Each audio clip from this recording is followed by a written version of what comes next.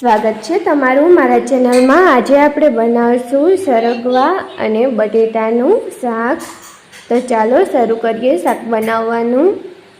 શાક બનાવવા માટે મેં અહીંયા 5 મોટી સરગવાની સિંગ લઈ લીધી છે। સિંગને મેં અહીંયા સરસ ધોઈને સાફ કરી લીધી છે। હવે આપણે આને કટ કરી લેવાની છે। હવે આપણે આના આ રીતના 1.5 થી 2 ઇંચના નાના નાના ટુકડામાં કટ કરી લેવાની છે। આ જ રીતે આપણે બધી જ સિંગને સુધારીને તૈયાર કરી લેવાની છે। હું અહીંયા બધી જ સિંગને આ રીતે કટ કરી લઈશ। શાક બનાવવા માટે મેં અહીંયા સરગવાની સિંગ, 1 ટમેટું, 1 મોટું બટેટું અને 1 મીડિયમ સાઇઝની ડુંગળીને સુધારીને તૈયાર કરી લીધી છે। હવે આપણે આ બટેટાના પણ નાના નાના તૈયાર કરી લઈશું। આ રીતે આને આપણે નાના નાના પીસમાં બટેટાના પીસને આપણે આ રીતના નાના જ કરશું, જેથી તે સિંગોની સાથે સહેલાઈથી બફાઈ જાય। આ રીતે બધા જ બટેટાના આપણે પીસ કરી લેવાના છે।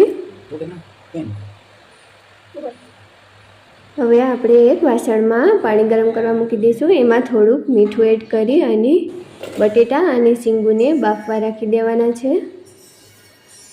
અને આપણે હાઈ ફ્લેમ ઉપર 10 મિનિટ સુધી બાફી લેવાના છે। સિંગુ બફાય છે ત્યાં સુધીમાં આપણે શાક માટે ગ્રેવી બનાવીને તૈયાર કરી લઈએ। હવે આપણે એક વાસણમાં તેલ ગરમ કરવા રાખી દીધું છે। એમાં આપણે નાખશું 1 ચમચી જેટલું જીરું। જીરું છે સરસ તતડી જાય તે પછી આપણે એમાં ડુંગળી નાખશું અને ડુંગળીને આપણે 2 થી 3 મિનિટ સુધી આ રીતે મીડિયમ ફ્લેમ ઉપર પકવા દેવાની છે। ડુંગળી સહેલાઈથી ગળી જાય તે માટે આપણે એમાં થોડું મીઠું ઉમેરવાનું છે। આ રીતે 2 થી 3 મિનિટમાં જ ડુંગળી છે સરસ પાકીને તૈયાર થઈ જશે। તેનો કલર છે તમે જોઈ શકો છો કે ડુંગળીનો કલર છે ધીરે ધીરે બદલાઈ ગયો છે, થોડો ગોલ્ડન થઈ ગયો છે। હવે આપણે જે ટમેટું લીધું હતું એની આપણે ગ્રેવી બનાવી લેવાની છે અને આને ડુંગળીની સાથે એડ કરીને પકાવી લેવાની છે। આ રીતે આપણે આને મીડિયમ ટુ હાઈ ગેસની ફ્લેમ ઉપર થોડીવાર માટે પાકવા દઈશું। અને સિંગો છે એ સરસ બફાઈને તૈયાર થઈ ગઈ છે અને ઠંડી પણ થઈ ગઈ છે। તો હવે આપણે આને એક પ્લેટમાં આ રીતે કાઢી લેવાની છે। આ રીતે મેં આ બધી જ સિંગો અને બટેટાને કાઢી લીધા છે। હવે આ પાણી છે એને આપણે ફેંકશું નહીં, આનો આપણે શાકમાં જ ઉપયોગ કરવાનો છે।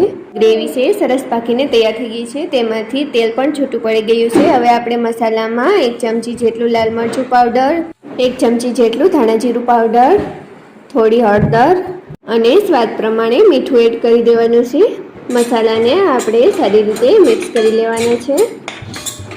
મીઠું આપણે ડુંગળીમાં અને સિંગુ બાફી ત્યારે પણ નાખ્યું હતું, તો મીઠું આપણે આમાં થોડું ઓછું એડ કરવાનું છે। મસાલો સરસ પાકી ગયો છે તો હવે આપણે એમાં સિંગુ અને બટેટાને ઉમેરી દઈશું અને આને પણ મિક્સ કરી દઈશું। સિંગુ અને બટેટાને આપણે મસાલાની સાથે સારી રીતે મિક્સ કરી લઈશું। જો તમને આ રીતનું ડ્રાય શાક પસંદ હોય તો તમે આ રીતે પણ આ શાકને ખાઈ શકો છો। આ ડ્રાય શાક રોટલીની સાથે ખૂબ સરસ લાગે છે। હું આને થોડું ગ્રેવીવાળું બનાવીશ, એ માટે જે આપણે સિંગુ બાફીને પાણી વધ્યું હતું એ જ પાણીને આપણે આમાં ઉમેરી દેવાનું છે।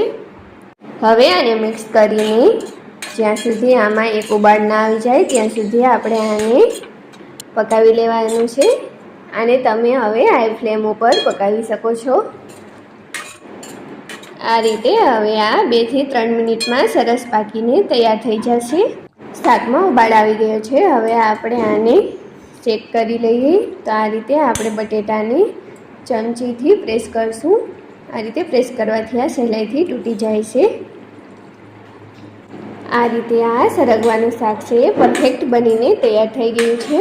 જો તમને આજની મારી આ રેસીપી પસંદ આવી હોય તો વિડીયોને લાઈક, શેર અને મારા ચેનલને સબસ્ક્રાઈબ જરૂરથી કરી લેજો। હવે આપણે આને બાઉલમાં સર્વ કરી લઈએ। તમે જોઈ શકો છો કે કેવું સરસ આપણું આ સરગવાનું શાક બનીને તૈયાર થઈ ગયું છે। તમે પણ એકવાર આ રેસીપીને જરૂરથી ટ્રાય કરજો। અને જો તમને રેસીપી પસંદ આવે તો મને કમેન્ટ કરીને જરૂરથી બતાવજો.